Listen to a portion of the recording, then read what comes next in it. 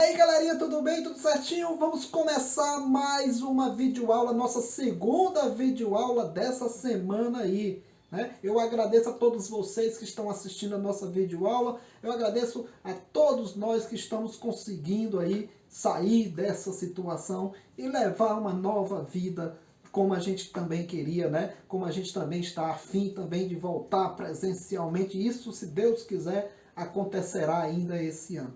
Galera, se liga aí que tem mais informações aí nessa segunda videoaula aí. Alô, alunos aí do primeiro, do nono, do terceiro ano, tudo certinho? Vamos seguir e vai lá para os plantões de dúvida. Segue aí a videoaula.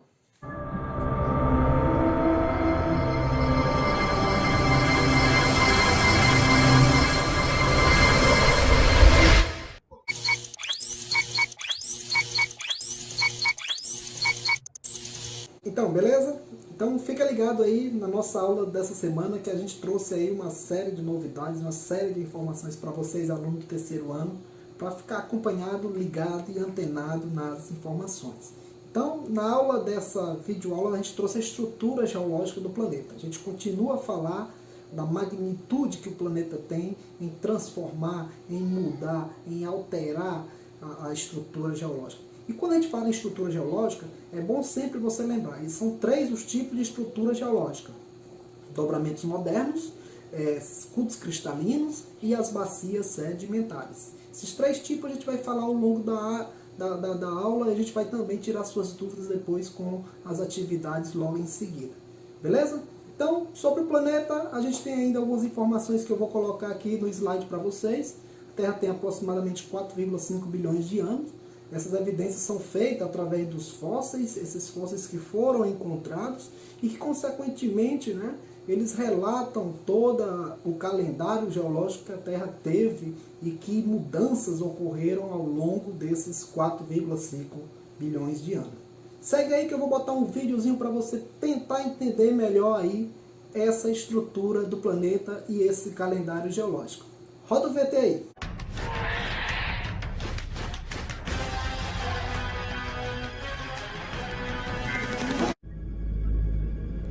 A Terra vista do espaço. Mesmo daqui, não dá para ver que a camada mais externa do nosso planeta é constituída por placas tectônicas de diferentes tamanhos. E elas estão constantemente em movimento.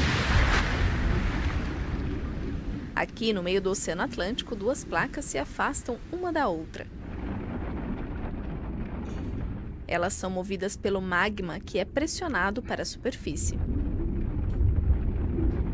A substância viscosa, formada por pedras derretidas, se resfria e fecha o buraco entre as placas, o que provoca aos poucos a separação delas. E isso não acontece apenas no mar. Um exemplo é a Islândia. A ilha cresce cerca de 5 centímetros por ano porque as placas daqui também se distanciam. E por isso os terremotos acontecem com frequência no país. Mas eles são fracos e não causam muitos danos.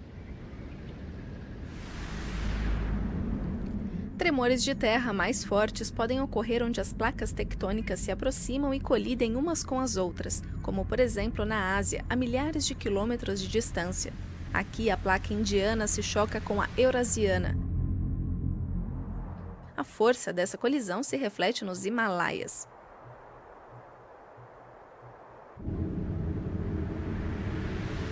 Nas bordas das placas se forma uma zona de tensão sob as montanhas. Quando o acúmulo de pressão é liberado, acontece um terremoto.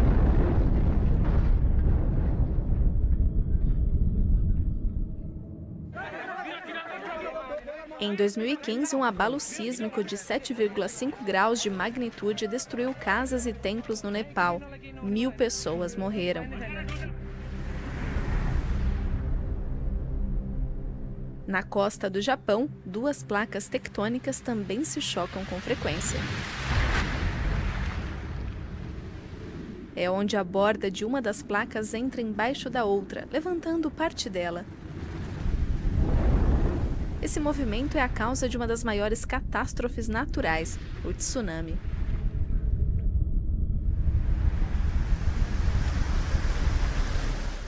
como aconteceu em 2011, quando um tsunami devastador atingiu a costa leste do Japão.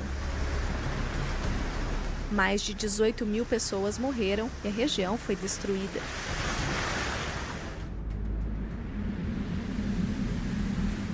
Na costa oeste dos Estados Unidos também acontecem terremotos. O motivo aqui, a falha San Andreas. Nela, 2 placas tectônicas se encontram por 1000 quilômetros. Isso pode trazer consequências graves.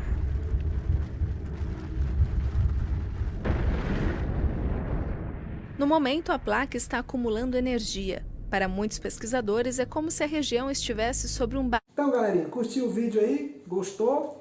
Que bom! Esse vídeo vai ajudar você a compreender o nosso planeta. O nosso planeta que ele é formado durante quase 4,5 bilhões de anos. Vocês viram aí que essa formação ela durou muito tempo. Ela dividiu o calendário em éon, eras, períodos, tempo decorrido e acontecimento. Então, é desse tempo decorrido, é dessas eras geológicas que nós vamos falar agora. Principalmente porque elas são importantes para o teu vestibular. Elas são importantes para você resolver questões aí em casa, para você resolver questões lá no dia do Enem. A geografia física, ela sempre está presente, ela sempre tem questões aí caindo nos maiores vestibulares do Brasil. Então, galera, eu trago para vocês essas eras geológicas, a era éon, ou uma das fases do calendário geológico é o éon, mas ele foi muito longo, o Fanerozoico, durou quase 4 bilhões de anos, e a gente divide em eras, que é a que mais são cobradas. Essas 4 eras aqui, a pré-cambriana, a paleozoica, a mesozoica e a cenozoica. Você observa aqui também na figura que essa foi a evolução do tempo geológico do planeta, né? Você tem a explosão, você tem aqui o resfriamento, que durou bastante, né? E aí inicia a era pré-cambriana. Dessa era pré-cambriana até hoje é onde o planeta está formado. Inclusive o nomezinho que aparece aqui, Cenozoica, que é a era mais recente. Então, o que nós vamos cobrar nessas 4 eras geológicas que, como eu disse, são as mais cobradas? O que aconteceu? Quais foram os fatos marcantes que a gente tem? Na pré-cambriana, vale lembrar que formou a principal estrutura geológica do planeta, os escudos cristalinos. Eles são mais antigos, eles se formaram ao longo dos 4 bilhões de anos. O exemplo é o próprio território brasileiro, a placa sul-americana. Então, desde que a Terra começou a se resfriar, o Brasil, as terras que hoje é o Brasil, elas também já se resfriaram. E aí você tem informação das rochas cristalinas, magmáticas, sedimentares e depois as metamórficas. Com o passar do tempo, com esse resfriamento, você veio a estrutura se formando em outros fatores, a água surgindo, os elementos químicos surgindo no planeta, a Terra passa um tempo todo bombardeada de meteoros, esses meteoros traz esses sais minerais, traz vários elementos químicos para o planeta, e um deles, o mais importante, é a água. A água que terminou sendo o fator da vida do nosso planeta. Tudo isso você tem durante esses 4 bilhões de anos. Nos últimos 600 milhões de anos, nós temos aí uma grande atividade transformadora na superfície terrestre, né? Você tem as florestas, você tem a formação da Pangeia. Então, a formação da Pangeia está aqui, nessa era paleozoica, né? E ela vem se separar apenas na Mesozoica. Você tem aí um destaque. A junção, a formação da Pangeia, e na Mesozoica a separação da Pangeia. Outro destaque que você traz para a era paleozoica, a formação dos grandes jazidas de carvão mineral. Esse carvão mineral que serviu, inclusive, como fonte de energia para a primeira revolução industrial. E já na era mesozoica, com 250 milhões de anos, você vai ter o destaque de quem? Toda vez que fala mesozoica, a gente fala dinossauro. Quem é mais importante? O dinossauro ou o petróleo que se formou aqui? Então você junta os dois. Você tem o surgimento dos répteis gigantes e logo nessa mesma era eles desaparecem, morrem, e o material orgânico que fica no planeta serve para dar origem às jazidas de petróleo, que é a fonte ainda que move o planeta na atualidade. A última era, a mais recente, você vai ter dois destaques. Quais são esses dois destaques que nós vamos ter aqui nos últimos milhões de anos, mais ou menos 70 milhões de anos? O primeiro destaque são os dobramentos modernos.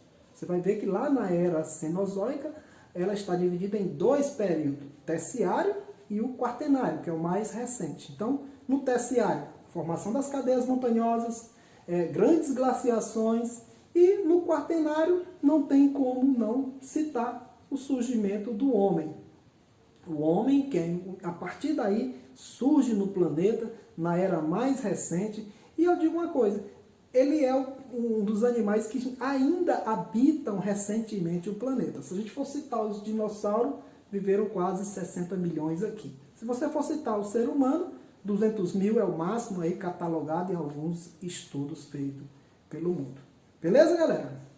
Vamos dar continuidade? Então, depois da gente ver aí esse magnífico vídeo e destacando também essas eras geológicas, a gente trabalha agora os terremotos, os vulcões, né, os maremotos, principalmente o comportamento que o planeta Terra tem ao longo desses bilhões de anos. E é importante frisar nessa aula duas teorias que nós vamos sempre estar abordando ela nos simulados, nas questões de vestibulares e principalmente lá no Enem que vocês vão fazer. Que são a teoria da deriva continental e a teoria das placas tectônicas. Segue aí que eu vou falar agora sobre elas. Então, vamos falar dessas duas teorias que a gente fala sobre do planeta. Então, são duas teorias importantes que a gente vai destacar agora. A teoria da deriva continental e logo em seguida a teoria das placas tectônicas. Na teoria da deriva continental, essa sempre o aluno do primeiro ano, o aluno da primeira série, ela cai muito aí em alguns vestibulares e algumas questões de prova. Essa teoria é aquela famosa que todo mundo conhece. A Terra, no passado, era um imenso bloco denominado Pangeia, que com o passar do tempo, o que aconteceu? Se afastou e deu origem aos novos continentes. A gente já falou sobre isso aí em uma aula anterior e a gente retorna a falar sobre essa teoria. Alfred Hennig ele trouxe algumas comparações e algumas evidências. E é importante você saber das evidências, né?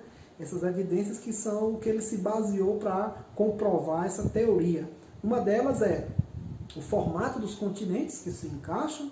A outra, a estrutura geológica encontrada em dois continentes são semelhantes, por exemplo, Brasil e África, e os fósseis, esses fósseis que foram encontrados restos em um continente e em outro, significando que eles viveram no mesmo continente quando eles formavam esse bloco. A placa tectônica, ela foi inovada, ela utilizou a placa da teoria da deriva continental. Inclusive, um dos fatores é que a deriva continental só foi aceita 30, 40 anos depois. E assim eles viram, esse cara tinha razão. E aí eles reformularam. Nessa reformulação, eles trouxeram o quê? Que o planeta Terra está formado por diversas placas tectônicas. E essas placas, elas se movimentam, essas placas, elas se fragmentam. E, consequentemente, essas placas são responsáveis pelo o que acontece no planeta ao longo, né, de bilhões e milhões de anos. Então a gente destaca aqui, o que movimenta essas placas? É a grande pergunta que a gente tem aí. O que movimenta elas são as temperaturas, o calor, mais de 5.000 graus Celsius no interior do planeta. Esse calor vai provocar uma pressão muito grande no magma e vai formar as correntes de convecção. Vocês inclusive viram aí no vídeo, vão ver no vídeo também, que o planeta provoca esse soerguimento e esse movimento que as placas tectônicas têm. Elas elevam materiais que constituem no interior, elas atingem regiões próximas e se esfriam, e elas deslizam lateralmente no manto. Beleza, galera? Então, aqui a gente tem o mapa, né, das 12 maiores placas tectônicas. A gente fala em 12, mas tem muito mais. Essas placas que ao longo do ano elas podem se afastar ou elas podem se convergir, que é o que nós vamos falar daqui a pouco sobre os movimentos das placas tectônicas. Segue aí! Então, vamos lá então? Vamos entender aí como é que essas placas se movimentam, ou melhor, vamos mostrar os principais movimentos das placas tectônicas existentes no planeta. Então, a gente tem aqui uma figura mostrando uma seta que elas podem subir ou descer, ou tem outros fatores que elas podem se afastar. Nós vamos chamar esse movimento das placas de convergente e vamos chamar também de divergente. Convergente quando as placas vão em direção a outra, e divergente quando elas se afastam. Primeiro aí que a gente cita é a divergente, que eu acabei de falar. Outro destaque que a gente tem para o divergente: o que que eles formam? Quais são as consequências de uma placa estar se afastando? Ó, se ela está se afastando, o que que vai acontecer? Vai impulsionar o magma do interior da Terra para a superfície. Consequentemente, isso vai formar o que nós chamamos de dorsais ou rift. A gente chama aqui o rift e o dorsal, que é aqui entre o Oceano Atlântico, entre África e Brasil, ocorre esse processo que é formado o dorsal mesoceânico do Atlântico. Parecido com essa imagem que está aqui. Outros fatores também que o movimento divergente pode formar é a formação de ilhas vulcânicas. E aqui no Brasil a gente tem uma ilha vulcânica que é Fernando de Noronha. Então, oceanos são as dorsais mesoceânicas que também são formadas pelo movimento divergente. No convergente, você observa aqui, ó, as placas se movem uma em direção à outra. E aí o que vai acontecer? A colisão. Depois que ela se colide, aí uma só ergue e aí vai formar aqui os dobramentos modernos, que são as cordilheiras, que são as cadeias montanhosas.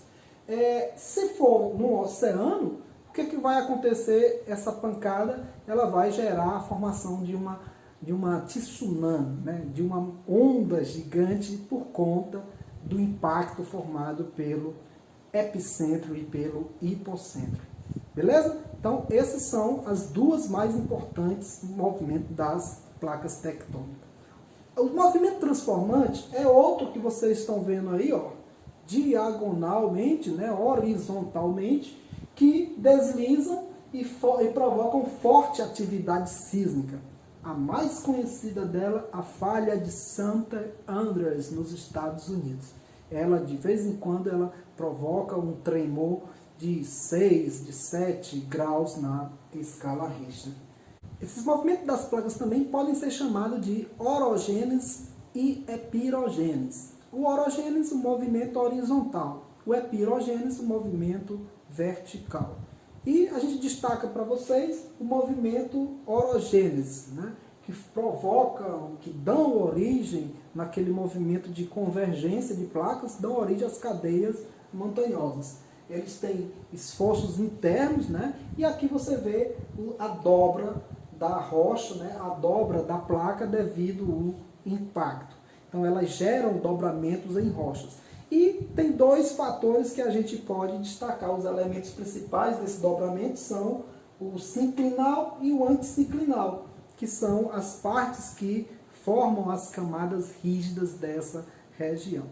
O movimento epirogenético, ele é vertical, você pode observar aqui as setas para cima, para baixo, né? Eles vão originar o graben e o roche, né? Quando ocorrem em rochas rígidas, podem ocorrer essas fraturas, ou nós podemos chamar de falha geológica.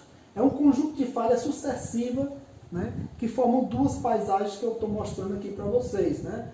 O roche e o graben, elas são duas imagens que formam, aqui dá para ver bem colocado. Por que elas se formam? Devido a esse movimento vertical e horizontal das placas. Beleza, galera? Vamos para os exercícios agora? Então, rapidinho aqui no exercício, a gente vai responder aqui duas questões e depois você vai pegar seu indicativo, vai pegar o seu livro, vai pegar o seu material e vai responder em casa também. Qualquer dúvida, fala pra gente. anota aí e não esquece de buscar informações com nossa equipe do Colégio Marques Savina, que está trabalhando para vocês, para dar o melhor. Então, nessa primeira questão a gente traz o seguinte: a imagem abaixo apresenta o fóssil de uma ribélula. O fenômeno de fossilização só pode ocorrer em rochas sedimentares. Por que ela só pode ocorrer em rochas sedimentares? Eu coloquei e expliquei isso no vídeo. E aí você vai responder. Essa questão já caiu no Enem, essa questão é uma questão interessante. Quem assistiu a aula vai responder. Então, ela ocorre durante o processo de diagênese com a formação das rochas sedimentares.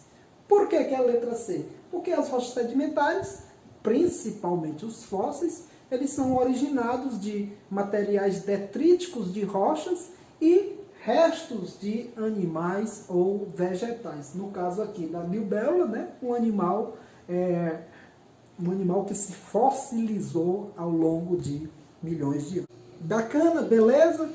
É isso aí. Nós estamos sempre inovando, tentando trazer o melhor para vocês.